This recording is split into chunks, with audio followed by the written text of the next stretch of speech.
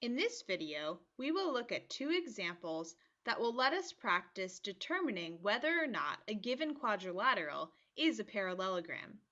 In example B, it says, is quadrilateral EFGH a parallelogram? How do you know? And we have two specific examples of quadrilateral EFGH. So in part A, the first thing I notice is that we have two 110-degree angles and also two 70-degree angles. So, in other words, opposite angles are congruent. Because the opposite angles are congruent, that means that this quadrilateral must be a parallelogram. Because that is one of the ways to show that a quadrilateral is a parallelogram, if its opposite angles are congruent.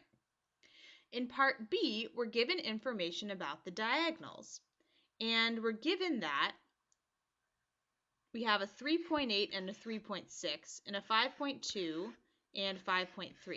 Now, if this was a parallelogram, those numbers should match up. 3.6 should equal 3.8 and 5.2 should equal 5.3. So since they don't, it means that the diagonals do not bisect each other. Because if the diagonals bisected each other, then those numbers would be congruent. Since the diagonals do not bisect each other, this shape cannot be a parallelogram. So therefore, this is not a parallelogram.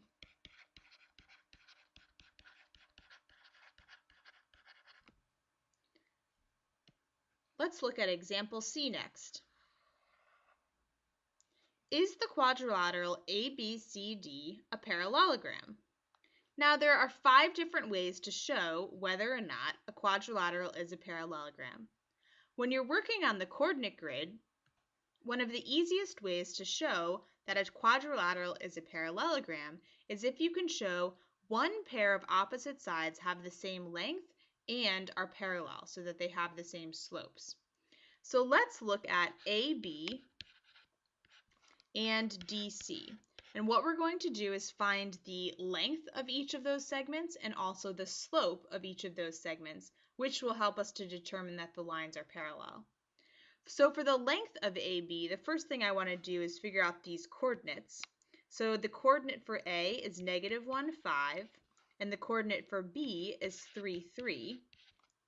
The coordinate for D is 2, -2, and the coordinate for C is 6, -4. So to find the length of AB, I want to find the change in my x-coordinates, which would be 4, and the change in my y-coordinates, which would be 2. So the length of AB is the square root of 4 squared plus 2 squared.